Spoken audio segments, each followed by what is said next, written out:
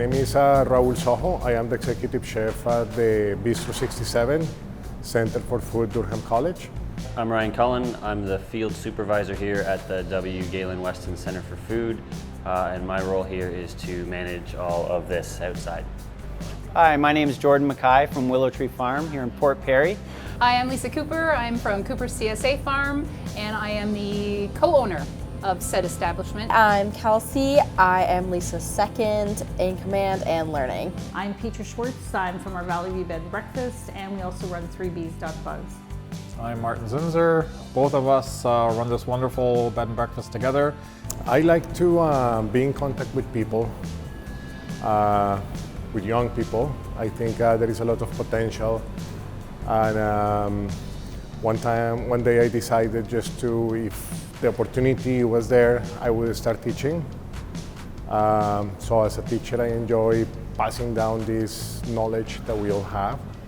A need to be self-reliant, be able to grow my own food, and kind of change the paradigm around agriculture to having more local food available, and really just a passion for being outside and working for myself.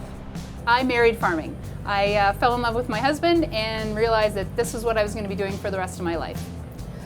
I didn't know what I wanted to do, and then I started dating a farmer, went to school, started working for them, and here I am. We started doing what's referred to as a homestay family before we moved out here to Clarington, so it was about 16 years ago, and we did homestay for about 6 years. So the concept of actually having strangers in our house was not a foreign one. Bees are phenomenal creatures, and it was just one of those things that I had to try to convince him to do, but he fell in love with it very quickly. Loves it. I would say 99.9% of all people that stay at the bed and breakfast buy honey. Our farm was a dairy farm until 1990, and then we slowly transitioned into fruits and vegetables. And we grew up going to farmers markets, working in the field. Our first farm store was built in 1990 as well. So it went from a summer job as a student to something we became our career. Can we describe a typical day here? Can you describe a typical day? A typical day here does not exist. No. Busy, crazy, things break, things go well. Animals get out, animals stay in. It's different every day. I do some office work, I help out on the retail floor, I work in the butcher shop. My brother works on the farm side of things, so he could be working with the pickers, driving farm equipment, talking to wholesalers, wholesale customers. People in the store are always serving customers, stocking up. We've got a bakery, we've got a butcher shop, so a typical day can be very diverse, very different. Every day is different. So for me, you know, we're growing plants, we're managing crops in the greenhouse, we're building new gardens. I'm working closely with students to manage the crops in the field, to interact with the chefs, see what they need on a daily basis, go out to the field, harvest it, wash, pack, bring it inside. You know, working in the soil, and then there's some days where, you know, you're working behind the computer, inputting data, managing the farm, planning for next season. After I make breakfast for my guests, and after we've sat down and talked about all the different things to see in Clarington tourism-wise, then I usually head down into my little store, do what I need to do there before I continue my journey and do gardens and things like that. During the week, we try to keep the bee work at a minimum. We do try to do more things on weekends when we have time to actually go into each hive and look at each hive. We have been open since 6 in the morning, so I need to know what's going on, what's happening so far. Then I try to sit on my desk and do some paperwork until 10:10. At that time we start classes. And classes run anywhere between 10:10 to 3 or 10:10 to 8 at night. We go through the lunch service, dinner service. In between services we prep for the day, for the next day. I go to meetings, and then I go home at some point. We don't get a lot of free time, but when we do, my wife and I love to go to Niagara, Prince Edward County. We like to tour wineries, food experiences. We like to get up to Georgian Bay and do a little boating. And in the wintertime, if I can get away, I still like to ski. I like to kind of just enjoy the farm when there's nobody here and I'm kind of on my own and just checking out the animals and seeing what stage the crops are at and just not having anybody around me like other employees or customers or anything, and just enjoying it on my own. Yep, getting a slow moment to actually see what's going on around you. We tend to miss it sometimes. If I make bread at home, I'm experimenting with these artisan breads, and I have them here as well. I also like to think that I play the drums, so every week I spend 2 or 3 hours on my drums just playing around. Designing other farms and just researching how we can be better every day and how we can improve the farm, and a lot of times reading about other farmers, following other farmers, learning about new technologies in agriculture.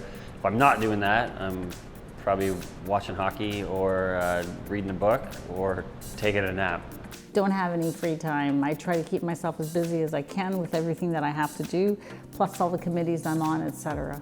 I really enjoy being out there in the community and networking with people, so that's my free time. We've got a great bakery. We've got a lot of treats. The carrot cake's amazing. The cream puffs are amazing.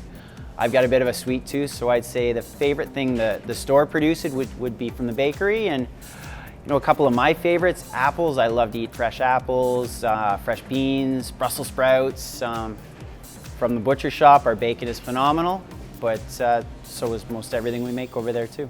Tomatoes are really fun, just because they're a challenge. And we grow all kinds of different varieties of them in many different ways. I like growing them, but really all of it. I will always go for beans. I like beans in any way. I think it's very nutritious, it's filling, it can be really tasty. That's my way too. My favorite probably thing. Both Lisa and Kelsey from Cooper CSA Farm is that we were town girls.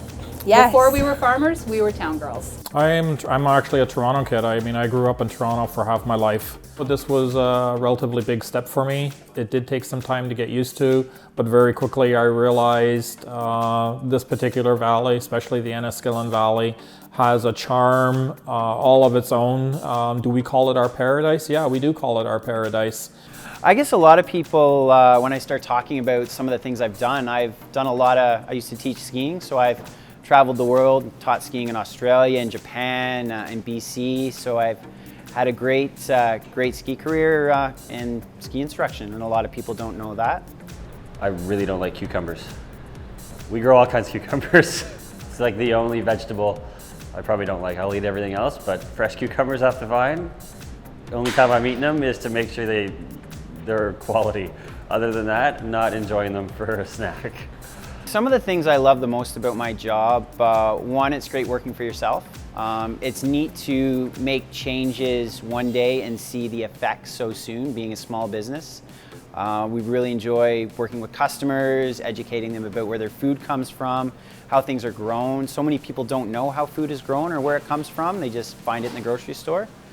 The challenge every day is you walk into something completely different than yesterday. And there is a lot of pressure, which I somehow enjoy. It's something different every day. You're always outside, you're working with livestock and good people.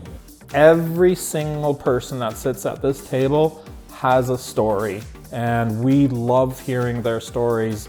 What we're doing here at the Center for Food is really just impressive. You know, we have this whole field to fork concept, working with our chefs and kind of bridging that gap between the culinary world and the agriculture world and bringing it together, and just being inspired by all our students here at Durham College, and trying to be the best at what we do in terms of small scale agriculture, and trying to evolve every day and just create a really great farm and be a good working model for what a viable small farm could be. I don't know, the carrots off the top of my head, just because they're hard work. It's hard to grow them, harvest them, really wash them, pack them, the orange and the orange hair maybe as well. I like them too, they're delicious. You can do all kinds of different things with them. I like to cook with them. And we grow a bunch of different like colorful varieties, so there's lots of different ways you can grow them and types you can have. If I had to pick one, I guess it'd be carrots. I don't believe that people get interested in cooking. It's all the opposite way. Cooking gets interesting in people. Does that make sense? Cooking chooses you. You don't choose to cook. That's something, unfortunately, I believe that you can't learn it. You either have the drive and have the passion to learn, but you can't force yourself to learn that skill. The best cooks I know, cooking for them is just a natural thing, right? So if at some point in your life you feel like, what mom is cooking smells delicious, I wanna see, cooking is calling you. But you can't you can't choose to cook just because one day you woke up and you said, I wanna become a cook because chefs are cool or because it's trendy. You can't do that. You won't get anywhere. You have to have it. It has to run through your bloodstream. If you're in town, there's lights everywhere and there's people everywhere. It doesn't seem to matter what time of day it is, but out here, there's nobody. It's just, you walk outside, it's pitch black and there's nobody. It's just so quiet and so few people. I think she's trying to say it's quiet. Did I say that a few times? It's quiet. It's quiet. I agree with her. It's awesome. It's nice being, I guess, just the few of us, and you can do whatever you want. That's true. It's It's nice. true. You Yeah. can like literally like walk around in your pajamas and it doesn't Yeah. matter. No one's gonna see you. Now they're gonna see you. Beer, bacon, and Brussels sprouts event, and we bring in local craft breweries and craft cideries. Our kitchen puts together a great tapas-style tasting menu, and we pair each dish with a different beverage, be it a beer or a local cider. We do an appetizer, usually a soup. We do a Brussels sprout dessert, which last year was a spin on a carrot cake, and you work your way around the store as a progressive tasting, and that is my favorite event. Best family event, I think, is our maple syrup tours, our Sugar Shack tours. Families can come, they take a wagon ride back to the bush. We've got blankets on the wagon when it's cold.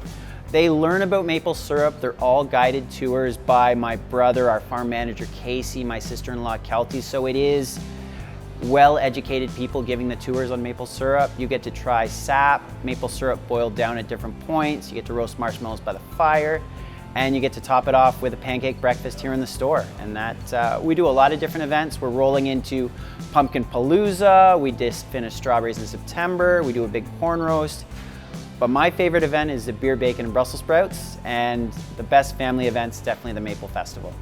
Years I've gone into delving into spices. So I do a jalapeno honey right now. We do a garlic infused honey, we do a ginger infused honey, we do creamed honey, we do creamed ginger, we also do a creamed cinnamon.